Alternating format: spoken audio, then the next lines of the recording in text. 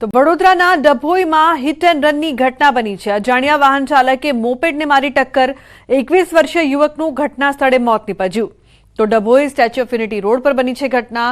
Dabhoi police પણ ઘટના સ્થળે પહોંચી છે। યુવકના મૃતદેહને પીએમ અર્થે ખસેડ્યા।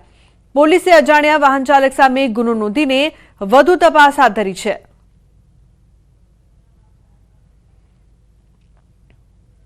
અને મહત્વપૂર્ણ સમાચાર મુંબઈથી। મુંબઈના કુર્લામાં ગમખ્વાર અકસ્માતમાં 7 લોકોના મોત નીપજ્યા। બેકાબુ સિટી બસે અનેક લોકોને કચડ્યા।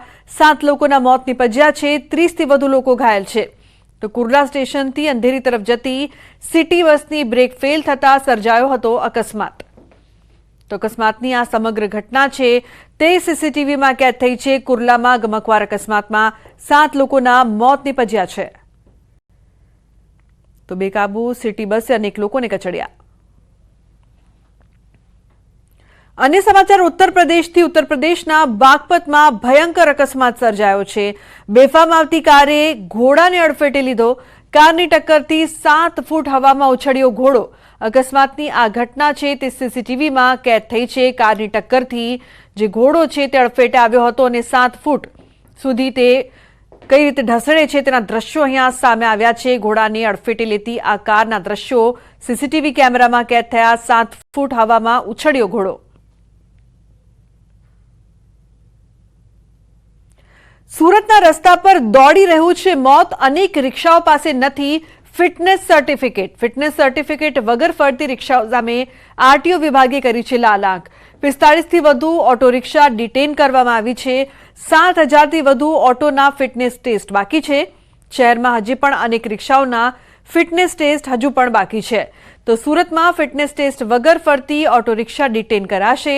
ફિટનેસ ટેસ્ટ વગરની ઓટો રિક્ષામાં પેસેન્જરને બેસાડવું જોખમરૂપ છે।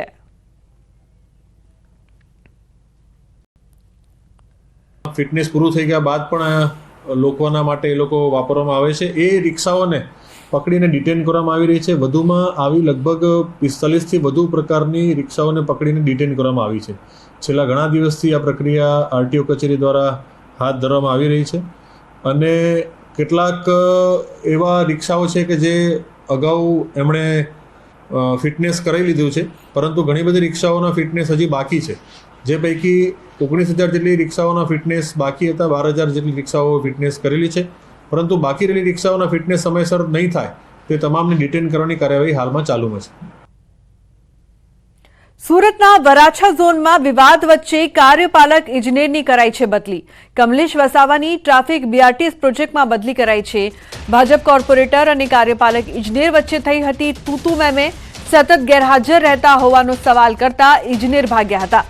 કોર્પોરેટર ધર્મેશ ભાલાડાના સવાલના જવાબ આપ્યા વગર રવાના થયા હતા કમલેશ વસાવા।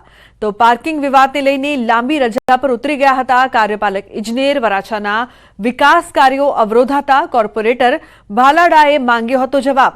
ભાજપ કોર્પોરેટરે કમલેશ વસાવાની બદલીની માંગ કરી હતી।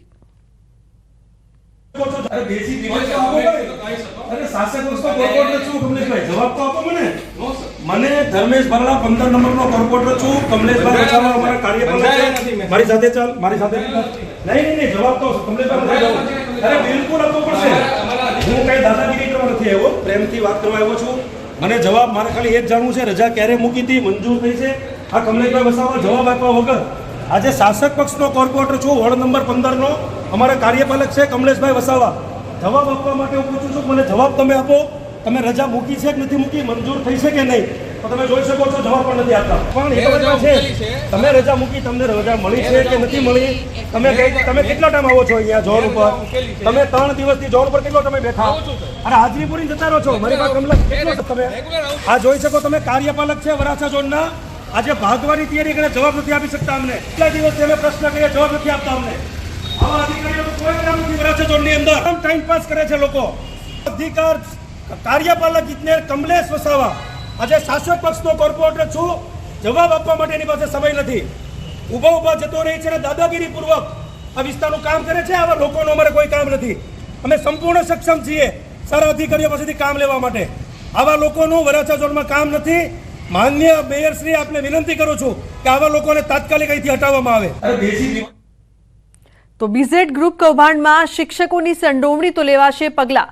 શિક્ષણ મંત્રી કુબેર ડિંડોર કડક ભાષામાં તેમણે વાત કરી. શિક્ષકોની ગરિમા લજવનારાઓને છોડાશે નહીં. છેતરપિંડીમાં કોઈ શિક્ષક સામેલ હશે તો પગલાં લેવાશે. તપાસમાં જે કોઈ સામેલ હશે તો સખ્ત કાર્યવાહી પણ થશે. આવનારા સમયમાં શિક્ષક મિત્રો પોતાની ગરિમા જે લજવે છે, નૈતિકતા છોડે છે, એમની કોઈ સંજોગે આપણા શિક્ષણ વિભાગ કે આપણી સરકાર એમને છોડવા માંગતી નથી. જે લોકો આ કૌભાંડમાં કે નિર્દોષ લોકોને, ગરીબ લોકોને છેતરવાની કામગીરી જેમને કરી હોય અને જે કંઈ અમારા રડારમાં જે હશે અને જેમના નામ આવશે એની તપાસ એની કરવામાં આવશે, હકીકતની રિપોર્ટ મેળવવામાં આવશે. જે લોકો એમાં સામેલ હશે સીધી કડીમાં જો અમને એનું સુરાગ મળશે તો નિશ્ચિત કાયદેસરની કાર્યવાહી અમે. તો બનાસકાંઠાની સરકારી શાળામાં શિક્ષકોની ઘટ છે. સુઈ ગામમાં ડાભીમાં શાળામાં 200 વિદ્યાર્થી વચ્ચે માત્ર એક શિક્ષક. ધોરણ 9 થી 10ના વિદ્યાર્થીઓ વચ્ચે એક જ શિક્ષક. શિક્ષકો ન હોવાથી કથળી રહ્યું છે બાળકોનું શિક્ષણ. શાળામાં શિક્ષકોની ઘટને લઈને વાલીઓમાં રોષ છે. વાલીઓએ શાળામાં હોબાળો મચાવ્યો. વધુ શિક્ષકોની નિમણૂકની માંગ કરી. અનેક રજૂઆતો છતાં શિક્ષકો ન આપતા વાલીઓએ હોબાળો મચાવ્યો.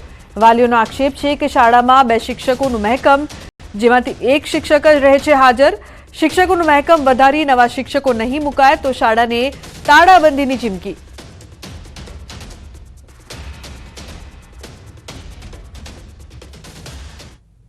તો સુરતમાં નાપાસ વિદ્યાર્થીને પાસ કરવા મામલે નિવેદન. વીએનએસજીયુના કુલપતિ કિશોરસિંહ ચાવડાનું નિવેદન સામે આવ્યું.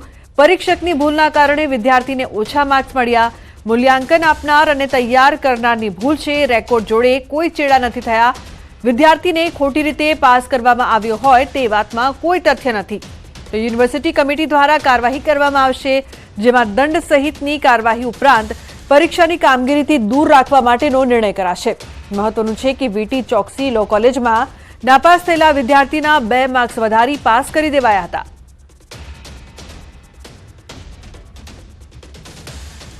સમગ્ર ઘટનાની અંદર વીટી ચોકસી કોલેજના આંતરિક મૂલ્યાંકનના જે એક્ઝામિનરે ભૂલ કરી હતી તેના સંદર્ભની અંદર જે કંઈ અમારી જે એમપીસી કમિટી છે એ જે કંઈ પગલાં કહેશે તે આંતરિક મૂલ્યાંકનના પરીક્ષક સામે લેવામાં આવશે.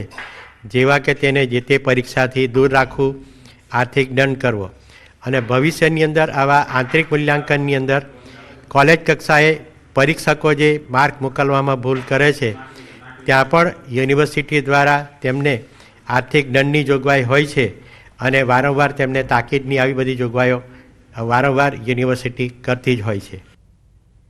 તો ભાવનગરમાં વિકાસની આંધળી